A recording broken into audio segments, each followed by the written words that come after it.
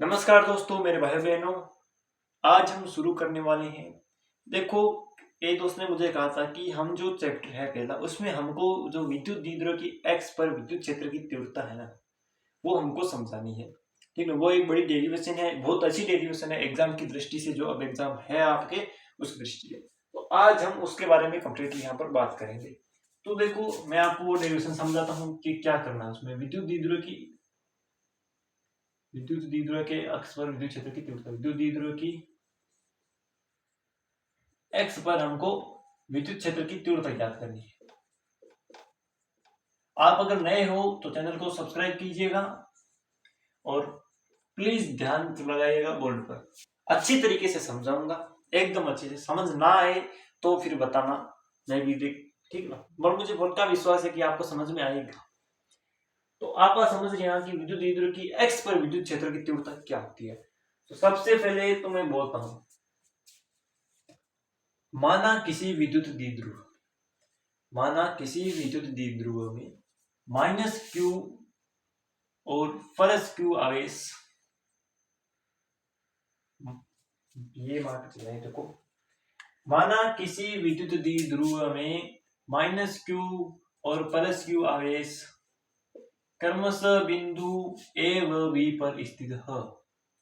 क्रमशः बिंदु ए व बी पर स्थित है, जिनके बीच की दूरी 2a है। जिनके बीच की दूरी 2a है, अर्थात विद्युत द्विध्रुव आघूर्ण कितना हुआ। जिनके बीच की दूरी 2a है तो विद्युत द्विध्रुव आघूर्ण कितना हुआ, P बराबर में Q इंटू 2a। समीकरण नंबर 1, इसको हम नाम दे देंगे समीकरण 1। आते हैं समझ में आ गई।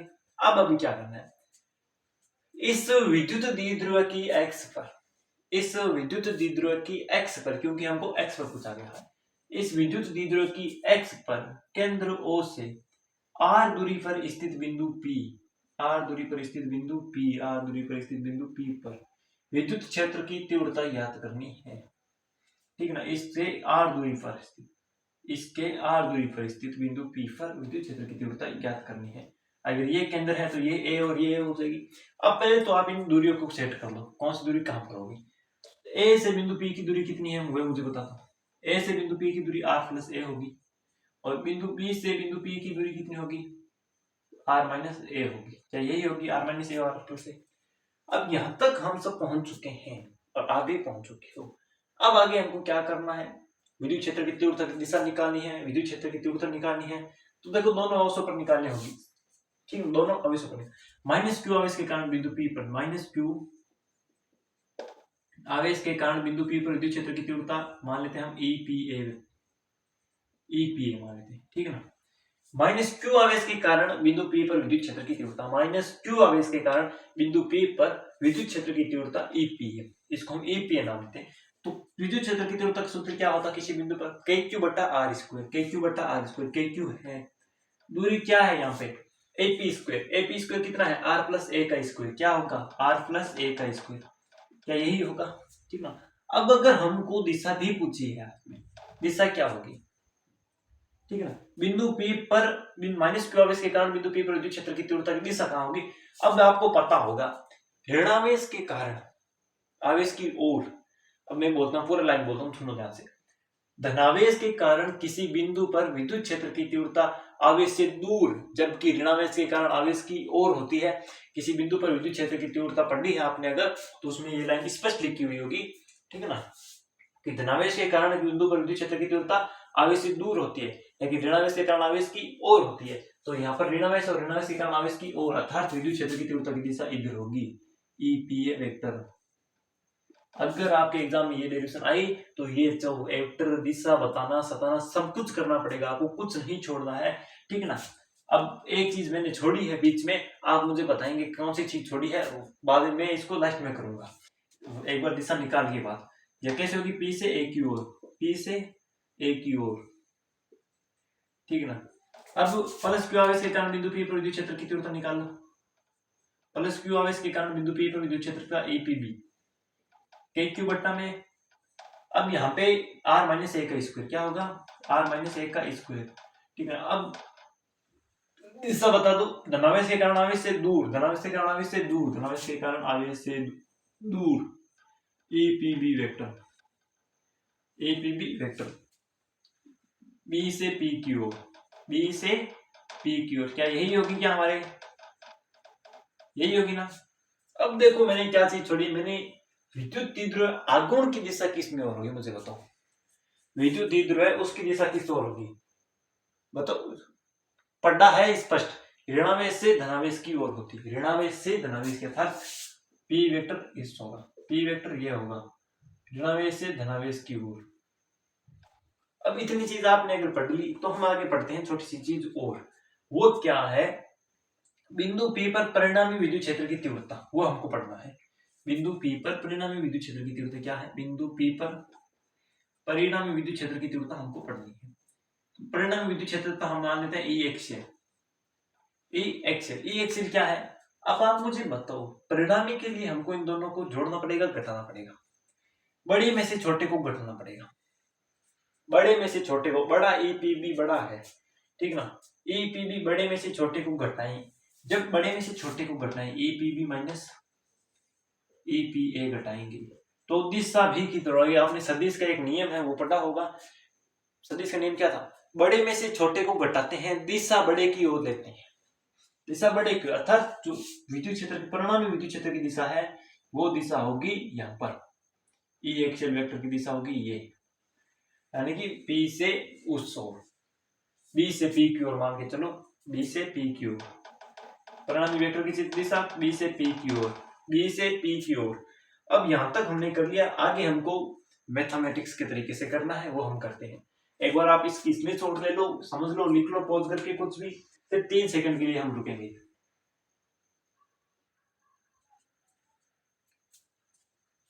अगर लिख लिया तो हम मिटाते हैं, वो चाय किस काम की जिसमें उबाल ना हो, और वो दोस्ती किस काम की जिसमें बवाल ना हो। अगर चाय पीनी है तो उबाल वाली पियो, और अगर दोस्ती करनी है तो बवाल वाली किया करो, ठीक है ना।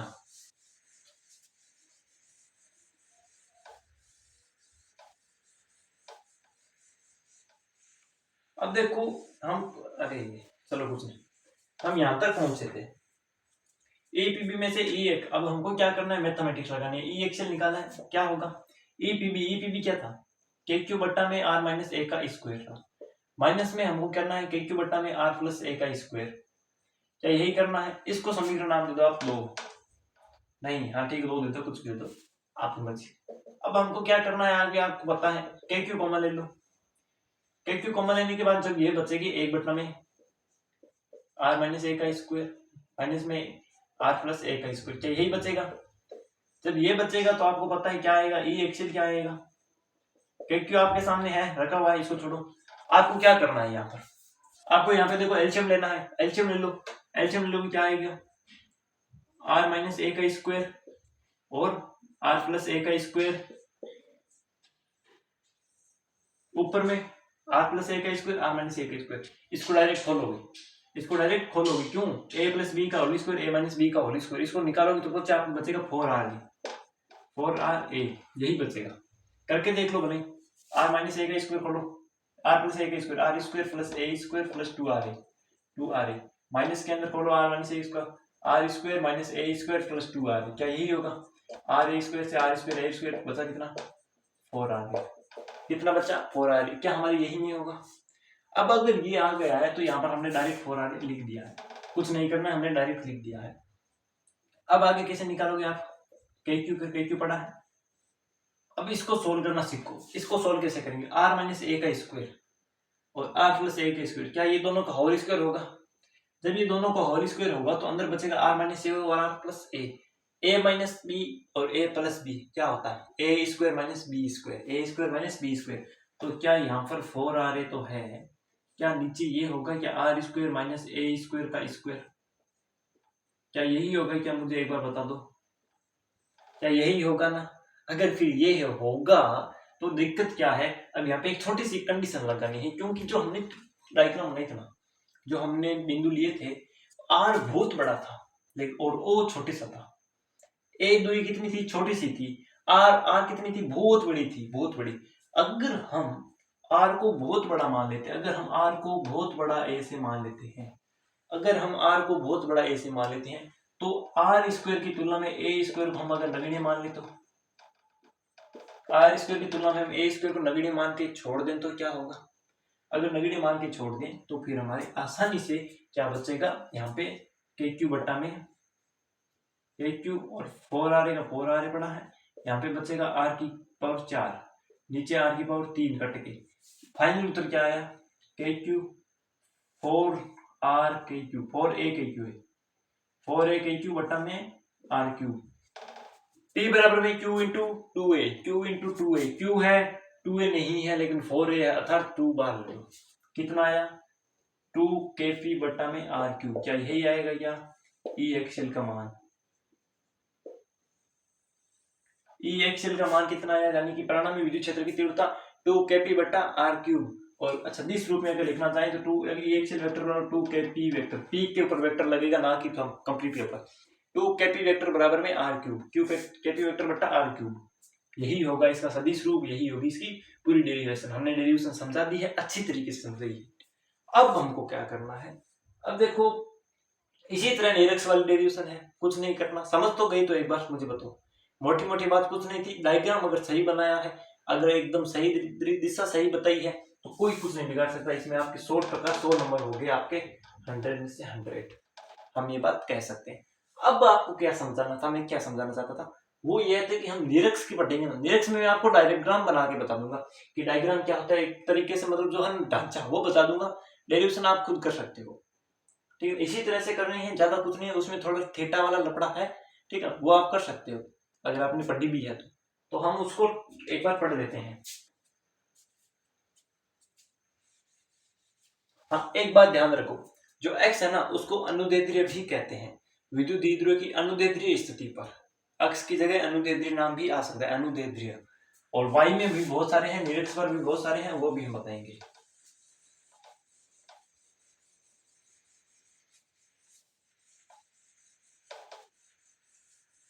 डेरिवेशन बहुत ज्यादा सरल है, अगर किसी मैथमेटिक्स के बच्चे को पढ़ा देना।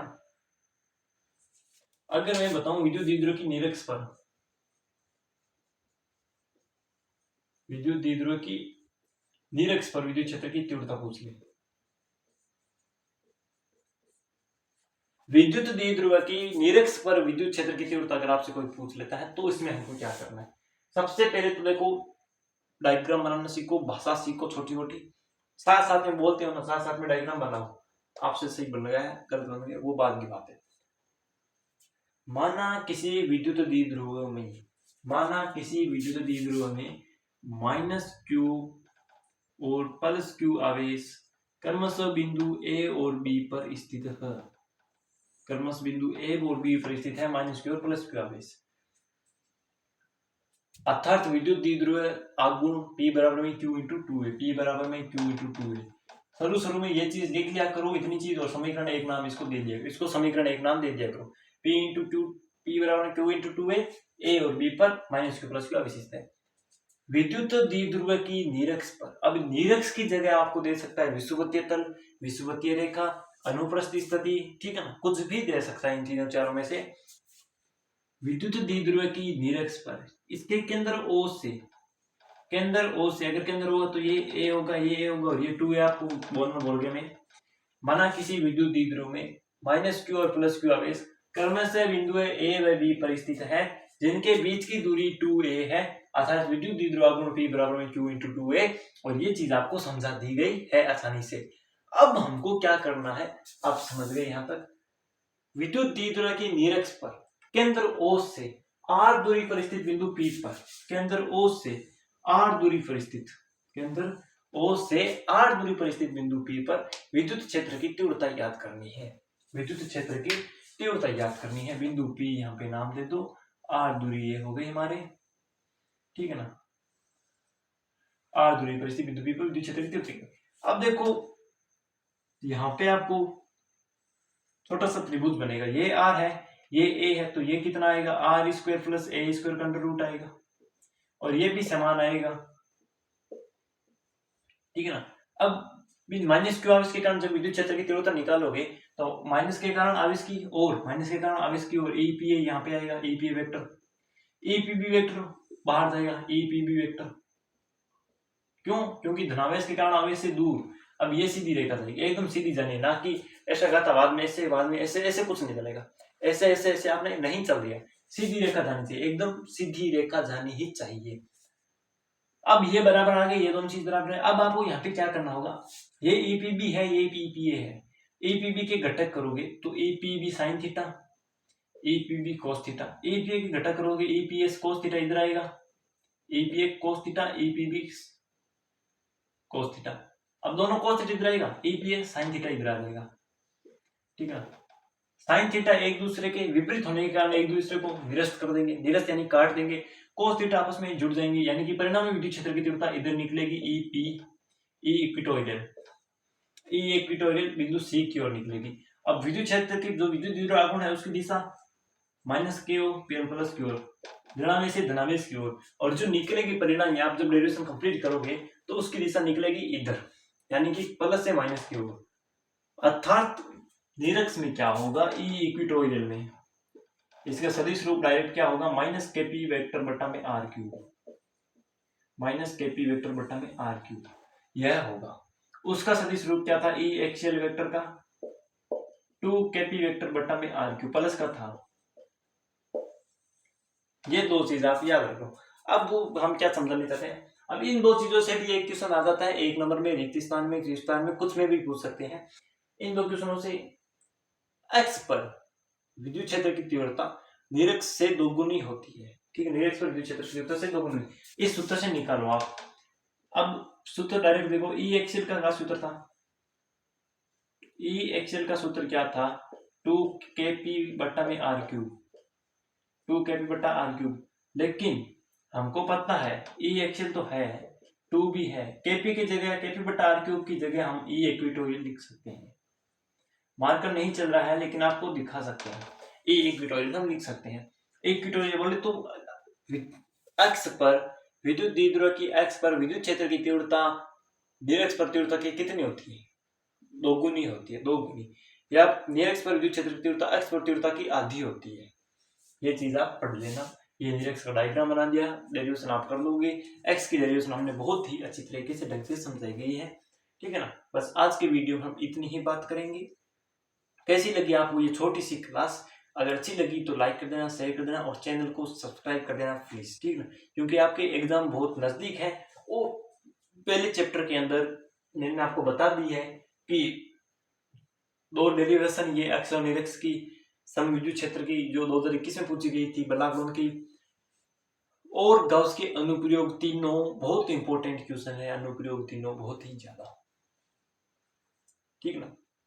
और सब्सक्राइब कीजिएगा ARK ग्लोबल इंस्टीट्यूट को, ARK ग्लोबल इंस्टीट्यूट को सब्सक्राइब कर दीजिएगा। धन्यवाद, मिलते हैं जल्दी नेक्स्ट क्लास के अंदर।